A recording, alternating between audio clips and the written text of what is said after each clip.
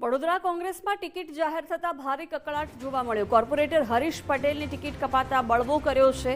હરીશ પટેલે અપક્ષ ઉમેદવારી કરવાની જાહેરાત કરી છે। નેતા મુકુલ વાસનિક પર તેમણે આકરા પ્રહારો કર્યા। કહ્યું પાર્ટીમાં સેટિંગ નીતિ ચાલે છે એવા ગંભીર આરોપ તેમણે લગાવ્યા। જબ્બા પકડનારા લોકોને ટિકિટ અપાયાનો આક્ષેપ તેમણે કર્યો। કહ્યું અમે 5 વર્ષ જનતાના કામો કર્યા છે। વડોદરા શહેરમાં કોંગ્રેસે ઉમેદવારની યાદી જાહેર કર્યા બાદ વોર્ડ નંબર 1ની અંદર કોંગ્રેસમાં કકળાટ જોવા મળ્યું છે, કારણ કે સિટિંગ કોર્પોરેટર હરીશ પટેલ કે તેઓની ટિકિટ કોંગ્રેસ દ્વારા કાપવામાં આવી છે। હરીશ પટેલ છે તે અપક્ષ ઉમેદવારી નોંધાવવા જઈ રહ્યા છે। હરીશભાઈ, શું કહેશો? સિટિંગ કોર્પોરેટર છો અને ટિકિટ કાપવામાં આવી છે, શું લાગી રહ્યું છે? કારણ કે અંત સુધી નામ તમારું ચાલતું હતું, યાદીમાં પણ ક્યાંક ને ક્યાંક નામ આવે એવી શક્યતાઓ દરેક નથી। આખા ગુજરાતની અંદર વોર્ડ નંબર 1 જ એક એવો છે કે ત્યાં 3 મહિલાઓને લડાવવામાં આવી।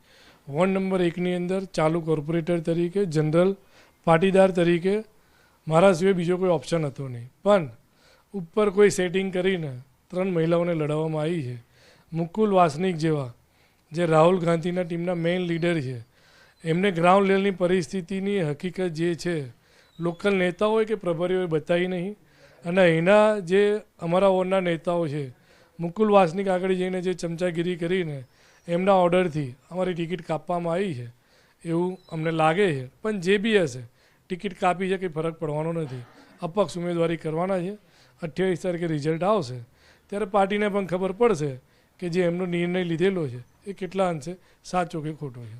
કોણ લાગે છે ટિકિટ કાપવા પડશે? સ્થાનિક નેતાઓ ઉપરથી કોણે ટિકિટ કાપી, શું લાગી રહ્યું? કારણ કે તમે એક સિટિંગ કોર્પોરેટર હતા અને ગઈ વખત પણ લીડથી જીત્યા હતા।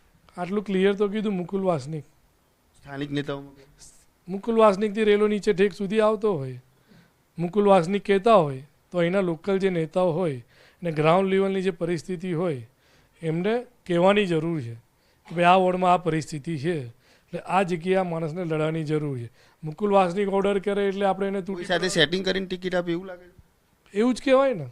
મુકુલ વાસનિકના ઓર્ડરથી અમારી ટિકિટ કપાતી હોય, 3 મહિલાઓને અપાતી હોય ટિકિટ, તો શું વોર્ડ નંબર 1માં કોઈ પુરુષ છે જ નહીં ટિકિટ કોંગ્રેસની અંદર લડવા માટે?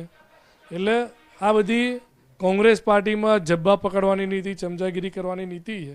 આ એનું રિઝલ્ટ બહુ ક્લિયર દેખાઈ રહ્યું છે। શું લાગે છે કોંગ્રેસને કેટલો ઝટકો લાગશે નથી? કારણ કે તમે અપક્ષ ઉમેદવારી જઈ રહ્યા છો, ગઈ વખત 7 હતી, આ વખતે કેટલી સીટ આવશે એવી આશા લાગે? અમે કંઈ બોલવામાં માનતા નથી। જ્યારે રિઝલ્ટ આવશે ત્યારે કોંગ્રેસને પણ ખબર પડશે કે એમના નિર્ણયથી કેટલો ફાયદો ને કેટલું નુકસાન છે। શું લાગે છે? આપણે ગઈ વખત પણ જોયું કે પ્રદેશ વડોદરાના પ્રમુખ એમનું નામ પણ જે પત્રિકા કાંડ હતું એમાં આવ્યું હતું, લાગે છે એમનો પણ કંઈક ને કંઈક હાથ હોય, કંઈ રોલ હોય?